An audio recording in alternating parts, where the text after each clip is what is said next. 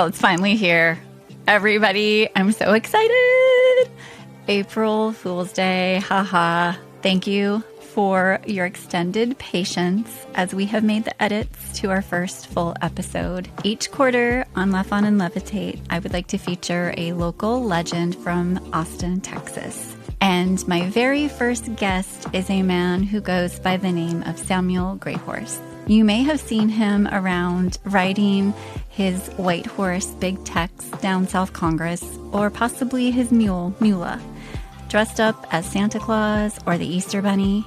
He has a deep connection to his Native American heritage and traditions.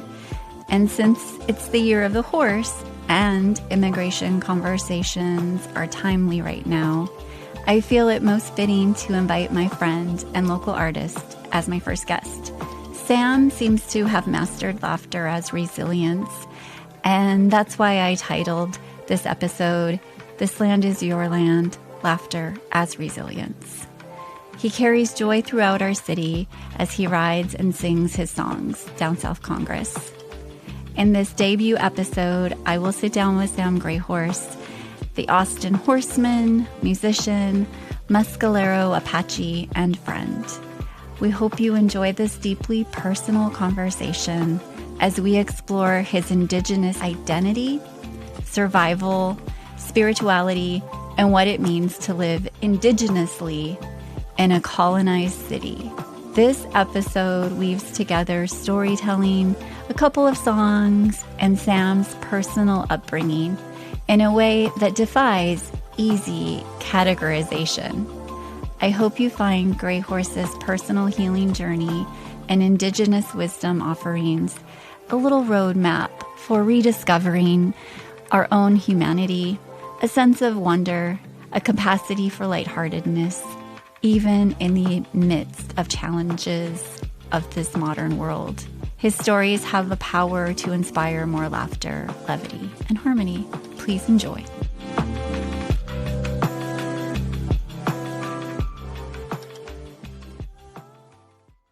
I'm very honored to be here. Aho metaki asen gujon ishkate shuktu. To all my relations, my name is Greyhorse. I come from my heart because it's everything that's Apache. And I speak Lakota and some Dene, which is Navajo. I pray around the White River in South Dakota, Crow Dog's Paradise. I've been going there since 2013 with Eric Lucio, another Mescalero Apache that pours our lodges. And in 2010, I lost my life in a horse accident at a training facility in southeast Travis County. I was ponying horses, and some horse canceled a race, and the owner of the track asked me if I would get in there with Big Red, which Big Red passed away. I'll talk about him. This was with Big Big Red is an old racehorse, and I would pony horses on him at this racetrack. And they let me come in and race the young guys because they said Big Red's old. He was like 13, maybe older. And so I said, okay. But I didn't check my saddle. And that's how Creator works with me. You know, all my life I've been in lots of accidents and done things. And I always wonder why I get up and walk off. And Creator had a bigger mission for me. I'm on a different old Mauni means journey. I never could understand that till after I saw the other side. I don't talk about the other side because that's very sacred to me, to be gifted to come back.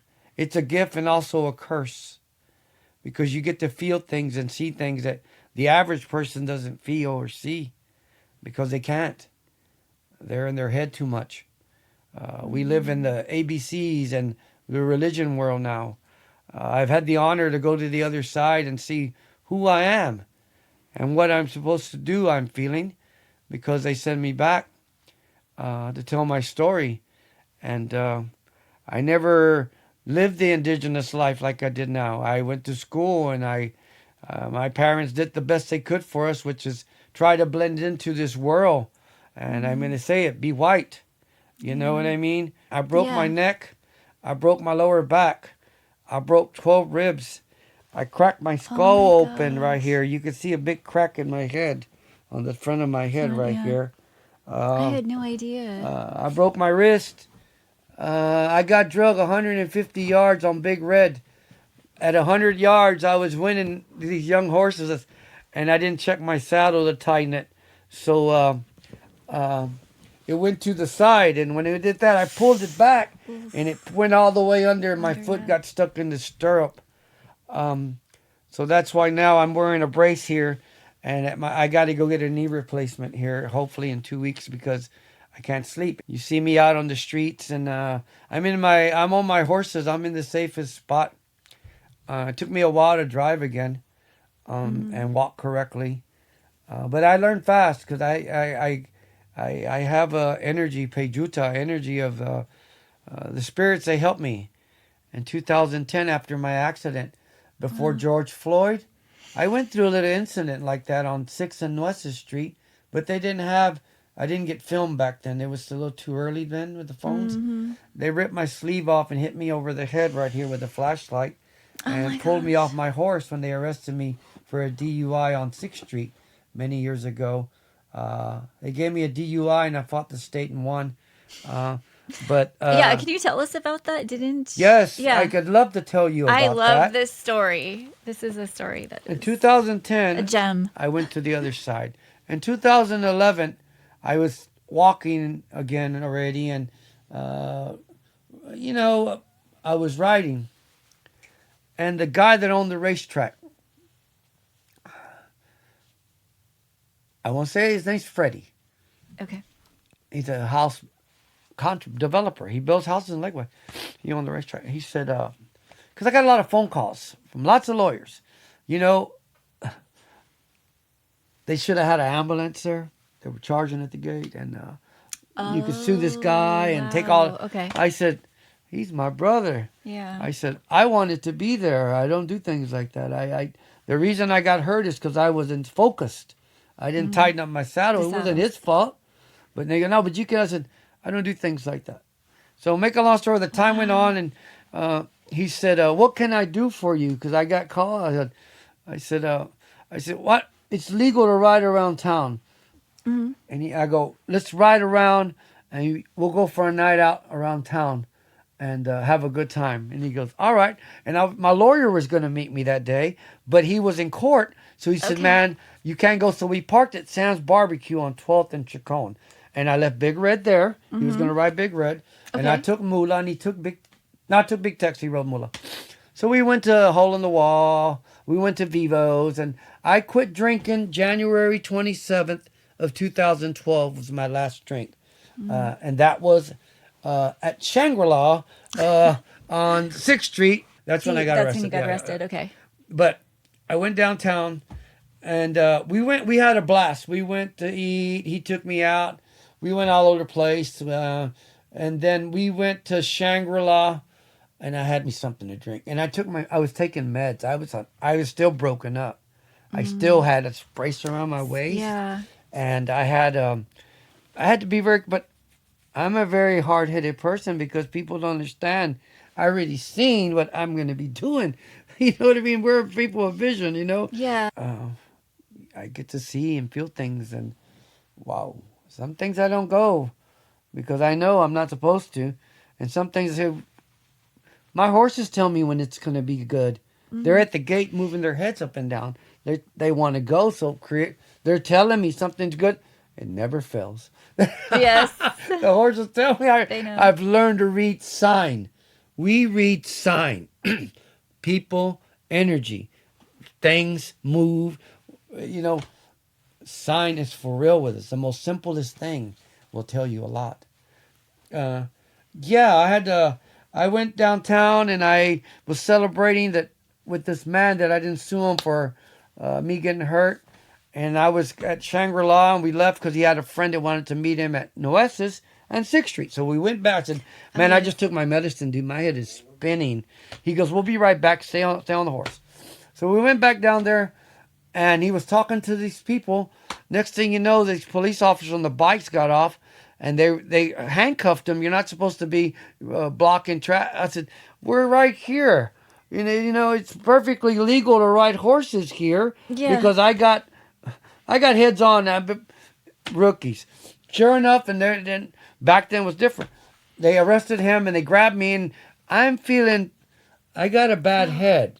To me, I'm safe on my horse, so I'm trying to get back on. I got hit on the head with a flashlight, and they ripped my sleeve off. Oh my gosh. And I forgot the rest because I kind of got knocked out. Yeah. And they kind of made fun of me on the news. They put me in, my eyes spinning around, and I woke up at the hospital. And I worked there. I worked at Cedar Medical Center for many years. Yeah. People don't know this. I've always worked in the medical field. I worked the worst, and So now you find yourself at the hospital. I ended up at the hospital, and then I went to court. I woke up with some handcuffs, and my friends were looking. They go, "Man, what?" You woke up with handcuffs in the hospital? Yes. Oh my They gosh. handcuffed me to I didn't have them on the gurney. They took them off because the doctor said, "Take them off him. He worked here. He's not. He didn't do. So Yeah. they had me still on him, but they made him take them off the gurney. So it was crazy. They took me back to the courthouse, That is crazy. and then they took me straight to court. It just seemed weird. I went to court. It was an Asian judge, and he called me and he goes, "Samuel?" I said, yeah. He called me by my name. Oh. Answer this question. It's going to sound way out there, but you need to answer it. Very simple. I said, did you ride into town relinquishing a firearm or shooting your 6-shooter? I said, no. He goes, you're free to go if you're sober. I said, yeah, I'm hurt. I take medicine. I need my meds. Yeah. He goes, you're free to go. So they took the thing. And I called my little brother because they were moving me very fast through the system. And I called my little brother. I said, don't tell mom that, my head was hurt. I was like a kid still. You know what I mean? Yeah. My mom, I hate saying it, but I was like a kid again. Mm-hmm. So I said, don't tell mom. Yeah. And so he goes, turn on the TV. I said, what station? He goes, every station. You're on CNN, Fox, KView. What you did, you're free. It's a law that, and I said, wow. I see so many people going through so much. They don't have to. You don't have to. It's just this world. God is so brainwashed, and where we don't believe in ourselves. We can heal ourselves so easy now. But yeah, I woke up and I went to court and they let me go. And I came out, there was all kinds of news reporters. And I couldn't find my horse and my mule for like 3 weeks. They wouldn't tell me where they were at. So then I found them because they moved them around to ranches, different places in the outskirts of town. And then they told me that that to go pick them up and they were going to auction them off. I had 5 hours before they auctioned them off. The and, APD did this. Yeah, Travis County. Or Travis County. And so Cowboy Church, a lady from Cowboy Church paid $580 and got my horses back to me. Wow. And so then I went and picked them up at the Elgin vet. I've seen a lot of things, and I still keep coming back. They're not going to stop me from being me because I am Austin. I grew up here when none of this was here. Yeah. Austin's changed so much. And I feel that if I'm still here being me and sharing the stories, I keep Austin what Austin really was, I was a lucky one. I was very fortunate. The city is real good to me. They allow me to be me. It's perfectly legal to ride a horse in the state of Texas, as long as you don't come in here relinquishing a firearm and you have an animal that knows that way of life, because you could kill somebody if you have a crazy horse out there. The world's not made for that. I live a different world where I specialize in doing that. You could say, that's kind of, I don't like using it, but I do. People say, I just pray a very simple, for real way that makes it heard. It helps me live in this world. sweat Okay. lodges. People have changed it so much. The way we pray. Keep it simple. Go in there with your intentions, and you're in the best, closest place to the Creator there is if it's done correctly. Have you always been around horses? Yes. Your whole life? Your family is always. I got my first horse injury when I was 4. Oh, My wow. dad's stallion, he reared up and I fell down, broke my leg on my knee. I was a little kid. Yeah. But I remember that. I forget, but I remember that. My dad always had horses. And then behind my grandmother's house, because East Austin was country. When I was Right. growing up, everybody had horses in East Austin. There was Okay. an old man who used to ride his mules up. He had one leg, and he had a pair of mules, and he'd go up our street, my grandma's. And I always said, I want to get a mule. And I got me a mule. Hmm. But we've always had horses. You know, we didn't live them the way I ride my horses in the indigenous world and really connect with them that way, you know. Yeah. My horses are everything. But I've gotten to meet my granddaughters at an older age, you know.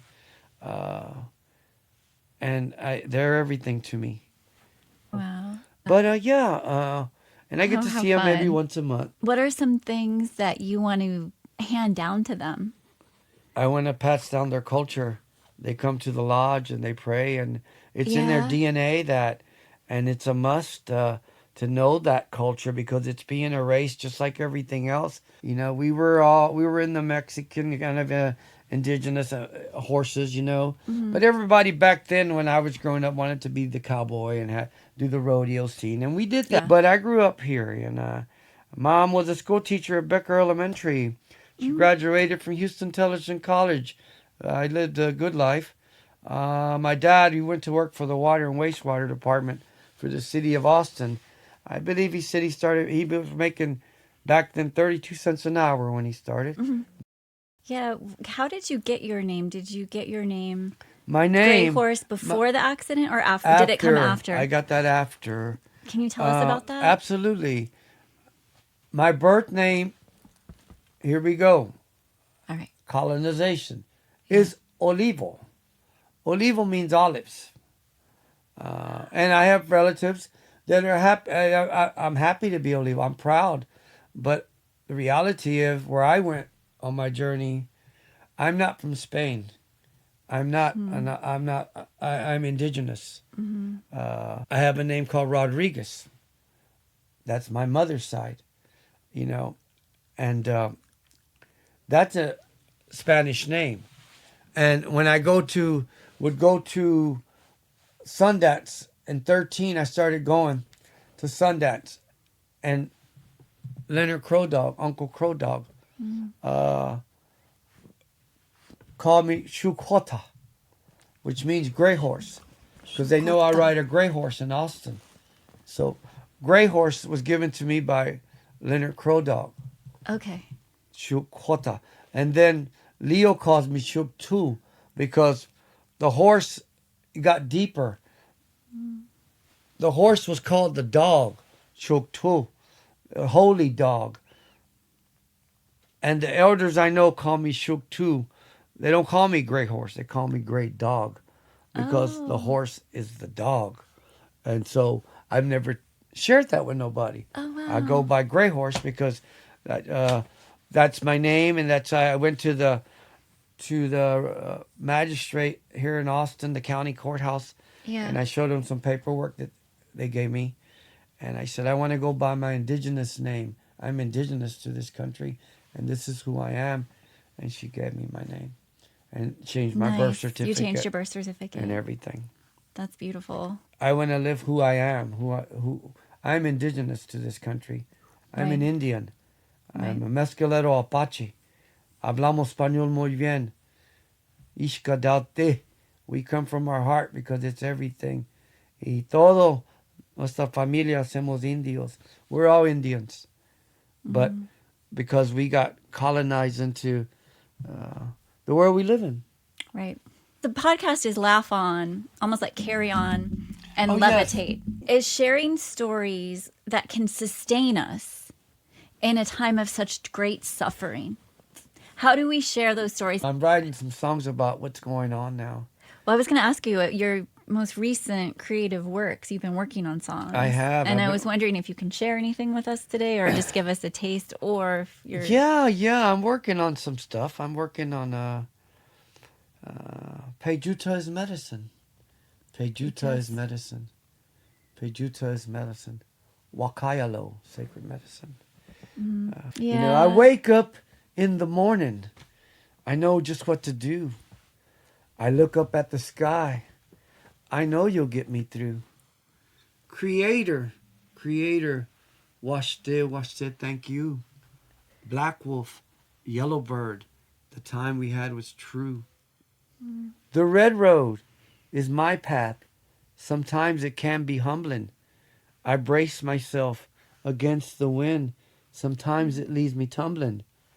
Native, that's the way I live. Sometimes it's not easy, but what you get is what you give. Crow dog, chief of chiefs they say. Aho mitakiyasin, hookah hey. Crow dog, chief of chiefs they say. Aho mitakiyasin, hookah hey. Today I ride my ponies through these city streets, sharing their energy with everyone I meet. Aho mitakiyasin, it's what I say to all my relations. That's how I live my days. Crow dog, chief of chiefs they say. Aho mitakiyasin, hookah hey. Crow dog, chief of chiefs they say. Aho mitakiyasin, hookah hey. Toksha, my friends, ride well this day. Let the universe show y'all the way. Toksha, my friends, ride well this day. Let the universe show you the way. Toksha. There are no words for goodbye in my language. It's Toksha. When I see you, till I see you, or I'll see you in the next life. And that's a taste of how I do my songs. Yeah, well, I was going to ask you, what is your take on immigration lately? You know what I mean? This whole country. And to have immigrants telling people they're immigrants, they've lost their fucking mind. You know, I don't cuss, but this is really... It's unbelievable. I never thought that I'd see indigenous people being sent to other countries because they're immigrants. So that lets you know the clock is ticking. And these people, all that do that are, you know what I mean, separating these families. You know, these people are from this land. I'm going to lay it down here on this podcast. Most people have ancestry.coms. We don't. You know, America has come about within 250, 300 years. It's only been here not that long. And we've been here for thousands of years. And I hate saying it this way, but we can't track our ancestry.com back to France because we're from a genocide nation. We were from living here 250 years free. This was Mexico, actually. And Mexican people are actually Mayans and Aztec people, descendants, and they're indigenous. And they've migrated all the way to Texas, and they became Mexicans. They live here. And we indigenous people have lived with them for thousands of years. We've had our differences, but they're Indians too. They're indigenous too. Mm-hmm. And it hasn't been that long that this was our land. It's still our land. And to see what's going on right now, it's not a slap in the face. It's an eye-opener how this country was made not too long ago. The whole country was very beautiful and indigenous. But we're indigenous. You know, our family, like I said, we don't know who was great-grandpa and this like that because, let's face it, you know, we get taken and we come from slaves. And there is nations that have their culture still, like South Dakota and Arizona, New Mexico. Some small states still have that, but Texas was not a state to be indigenous. And it was hard here. Here they hunted you down. If you didn't speak Spanish, but I mean, it was, I heard 50 pesos for a man and 25 for a lady and 5 for a child, and you collect your bounty in Mexico. Wow. But, and that wasn't too long ago. So, everybody's always brag. I don't say much about that, but it hurts my feelings because you have immigrants now telling indigenous people they're immigrants, and how dare you have the audacity to do that. If it wasn't for us, nobody would be here. We didn't sell this land. It was invaded and taken by alcohol and trinkets and stuff. Life's not easy. That we know. Stay focused, people. You're not alone. Life is short.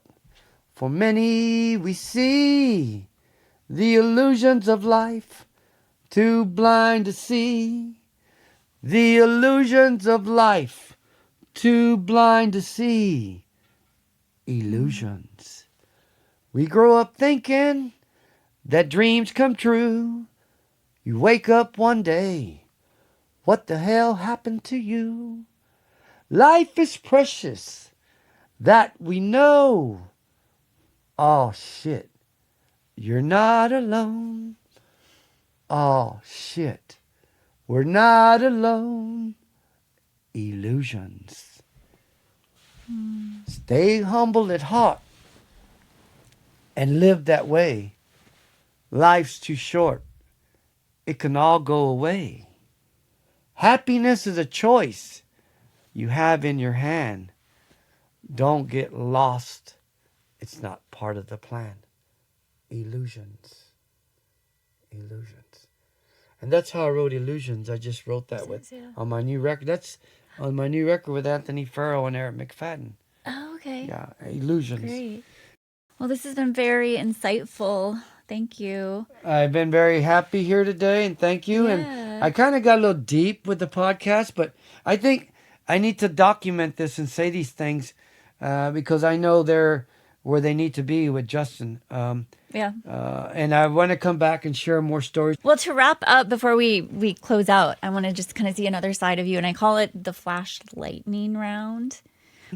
And just like the first answer that comes to your head, don't overthink it. Just kind of short answer. I won't overthink it. So just sort of fun little questions to get to see another side of you.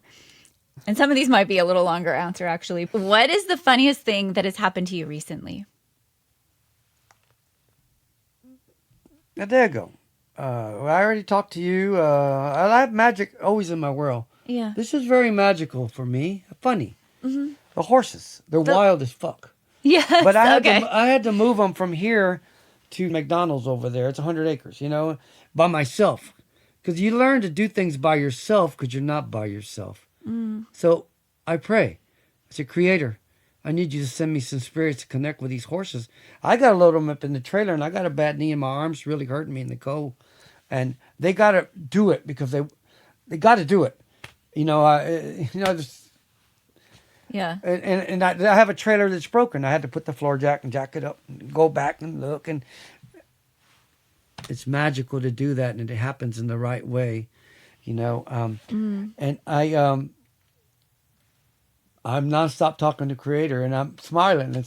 I back up there, and then I blew the head gasket in the truck, and it starts, and then I lower the trailer, and I go to the back, and I've already thought of all the people I can call to come help me. But I said, no, I don't need nobody to help me. I got everything I need. I know you're with me. I know. I just call on my spirits. You've been there through my whole own money. I got this.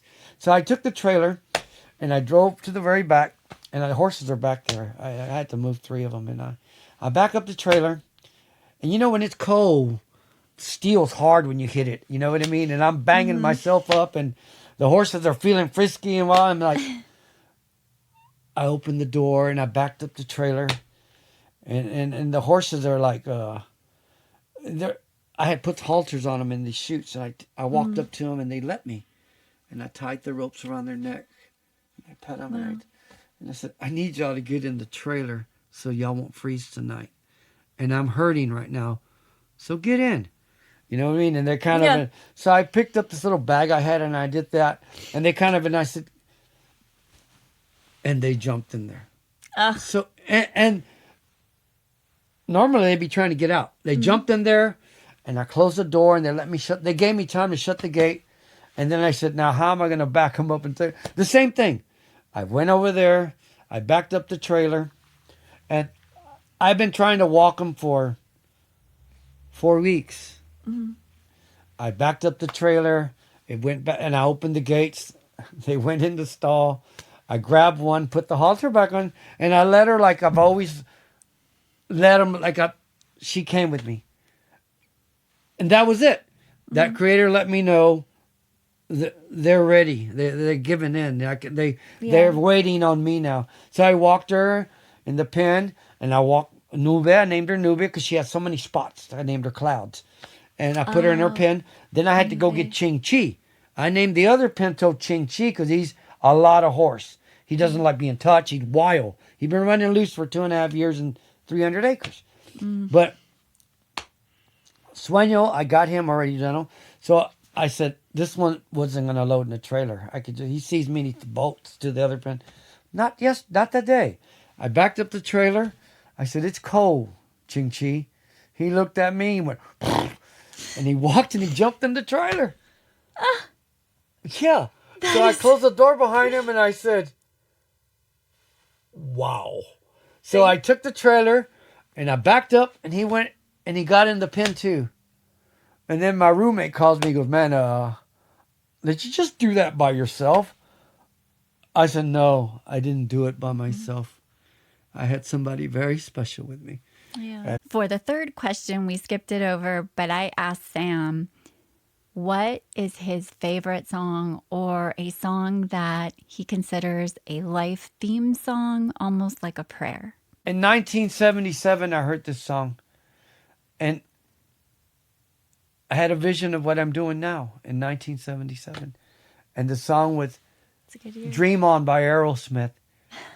Every time I have a premonition, a vision, I'm a vision man. I turn on the radio or I walk into a store. Dream On starts. Dream on, dream on, dream until your dreams come true. Every day I look in the mirror, I have new wrinkles on my face. I've been hearing that song since 77 when I had that same question. I've never shared that with anybody. But that is very special to me. That's amazing. I've never said that to nobody. But Dream On has always been a prayer to me. Because I'm talking to Creator and I hit the button to Dream On comes on. Or it's on. Yeah. Stuff like that touches me. Yeah. Because I'm not joking around with you. It's so intimate. It's just like from Creator to you. Yeah, so I know. So I personal. have the tools. He doesn't send me any musicians. He sends me, they're all so great in this city. I know them all. I love them all. So who's the funniest person that you've met? Who's the funniest person I've met? With these musicians and these celebrities. You know, they're all, when you get in a side of energy with people that are musicians or actors, they all have a funny personal side. You know what I mean? We all do. You know, we don't act that way unless you're comfortable around people. Yeah. Which right now I don't never talk to you this way, or when I see you, hi, bye. But right now it's like I'm very happy. Yeah. You know, so I that you feel that. But, you know, who's made me laugh the most? You know what I mean? Yeah. Or who, like, within 3 minutes is just guaranteed to make you start laughing? Do you have someone, like, that that comes to mind? Me. Oh, you? Me. Yourself? Oh, I love that answer. I love that. I make myself laugh. I talk to myself a lot. So I talk to myself. And what am I going to talk to Rachel today about? And so I said today, I'm going to go there and be me in the most simple way, because Justin and this is not a podcast to me. This is like sharing my life to a friend that, you know, one day when I'm not here, I want to share a lot of things with you that, like my stories, Yeah. I got people that want to write movies about me, but it's not time yet. Yeah. It's not time yet. I don't plan on leaving yet. I'm not leaving yet. My law of life right now is take care of myself and feed my animals and pray the way I do, the old way, because it's for real and it works. Wow, such an insightful conversation. And Sam Grey Horse's personal transformation after his near-death experience speaks to the power of finding purpose, meaning, and connection, even in the face of great adversity. May his resilience and spiritual awakening inspire laughter, joy, and a renewed appreciation for life. I was inspired by his emphasis on preserving Indigenous traditions and passing them down to the future generations, highlighting the importance of honoring our cultural roots and ancestral wisdom. I'm thankful for his stories and practices, which can bring a sense of grounding, balance, and levity to everyone's lives. May you feel a sense of awe and remember to laugh on and levitate. And as Sam said, there is no word for goodbye in his language. So, toksha, when I see you until I see you.